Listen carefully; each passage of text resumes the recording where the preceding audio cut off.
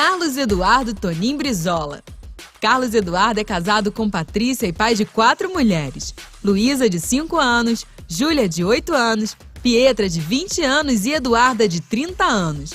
Carlos Eduardo, ou simplesmente Brizola, como é conhecido, serviu por muito tempo na Igreja Petra e pastoreou a Igreja MEP, Ministério Aliança Paterna, em Pindamonhangaba. Recentemente está congregando no Ministério Sonho de Deus, em Taubaté. Brizola também é empresário e concilia seu tempo com suas ocupações profissionais e servindo ao corpo de Cristo. Sua conversão foi em 1983 por meio da Casa de Recuperação Cristo Te Ama, em Campinas. Brizola morou na Europa por 12 anos e se afastou dos caminhos do Senhor. Retornou em 2008 e iniciou sua vida de serviço à igreja. No Aljava, Brizola está desde 2018. Agora no LED, Carlos Brizola.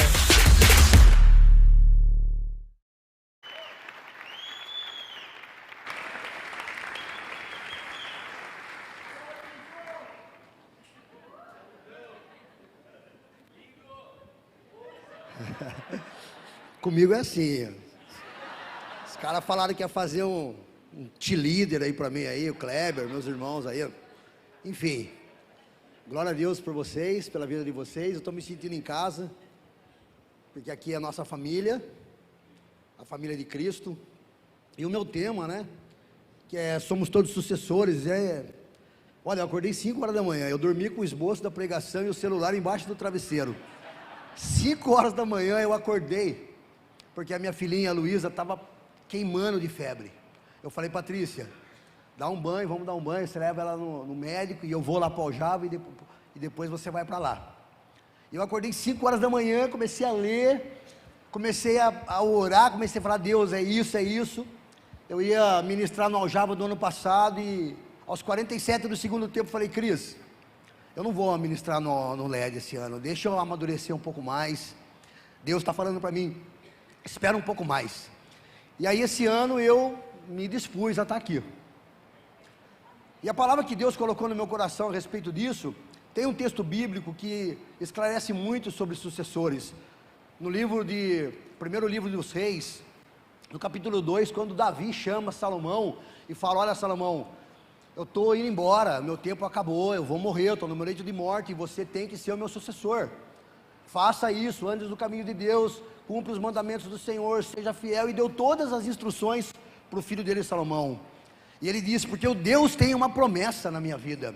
Ele falou que a minha geração, todas as minhas descendências, sucessivamente herdariam o trono de Israel. Então quando você fala a palavra sucessores, a nossa mente religiosa acha assim, eu tenho que ser sucessor do meu pastor, eu tenho que ser o Cristo, eu tenho que pregar, eu tenho que fazer, eu tenho que acontecer. Não, irmão. Sucessor, você é dentro da tua casa, você é dentro do teu trabalho, você é na escola, na faculdade, na rua. Você é sucessor em todo quanto é lugar. As minhas filhas são minhas sucessoras. Só que a palavra sucessor, ela tem 2 aspectos. Ela tem um sucessor que é atribuído a ele uma gestão pelo seu antecessor, para ele gerir alguma coisa que é contínua, que continua. E tem a gestão também de relação consanguínea, de um pai que deixa uma empresa para um filho. Mas a sucessão consanguínea, ela tem um aspecto espiritual. Não somente assim, que o ministério, o sonho de Deus, um dia o Caio vai estar aqui, eu sei que um dia ele vai estar aqui, que é o filho do apóstolo, ele vai suceder, amém? Mas não necessariamente um filho biológico, porque eu posso gerar um filho no espírito, que um dia vai suceder aquilo que eu fiz, e não as minhas próprias filhas, porque as minhas filhas biológicas são minhas sucessoras sim, mas os nossos filhos espirituais é que vão nos suceder. E a palavra que Deus me deu está no livro de Levíticos, no capítulo 21, Deus fala para Moisés, Moisés, fala para o teu irmão Arão, que os homens que tiverem determinados defeitos físicos, não poderão servir o pão do Senhor.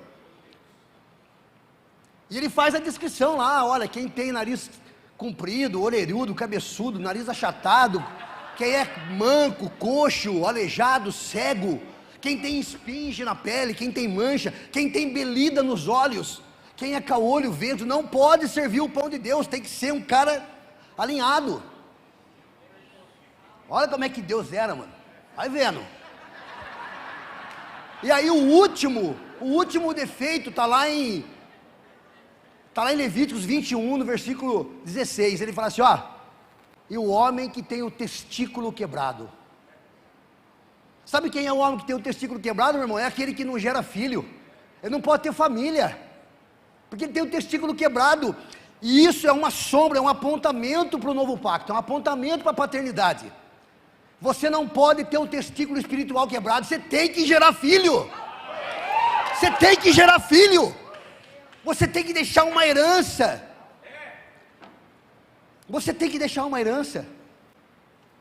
E eu quero fazer um link, cara, com esse tema, né? Que é cartas vivas. Cara, o Djalma falou de recomeço.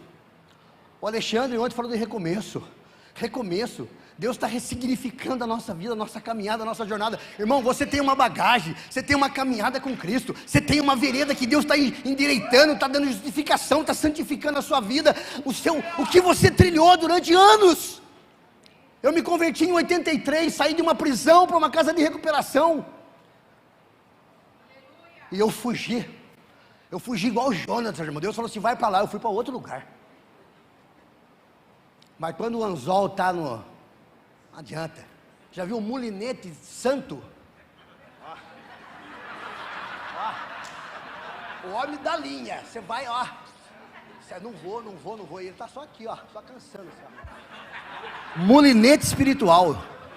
Eu fiquei por 20 anos no mulinete. Fiquei no anzol 20 anos, irmãos. Mas o Senhor é bom. Deus é maravilhoso. Deus é lindo. Aleluia. Deus é lindo. E a carta viva, irmão, a carta viva é o seguinte: você é uma correspondência divina. Você é uma correspondência divina. Mas eu vou dar um alerta para você, irmãos. O diabo quer violar essa correspondência.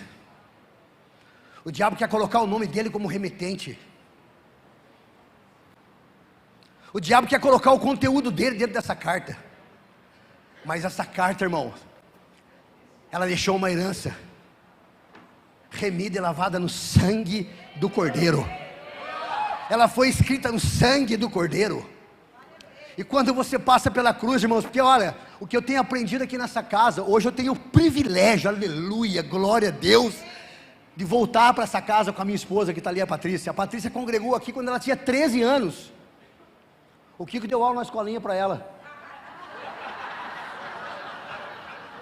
Tá vendo? Tá vendo? Tá vendo? Pau que bate em Chico, bate em Francisco, mano.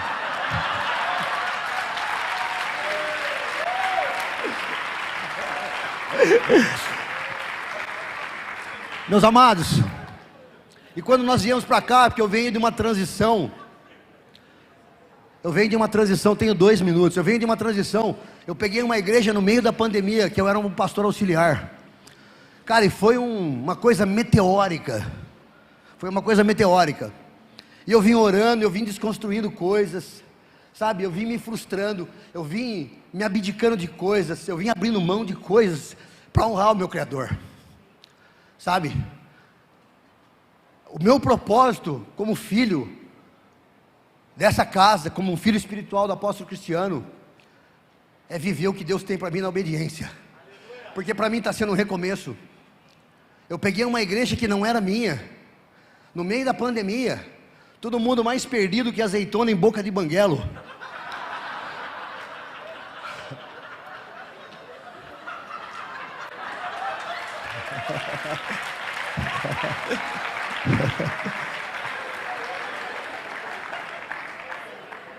Continua voltando, vocês vão me conhecer mais. Puta, tem 1 minuto e meio.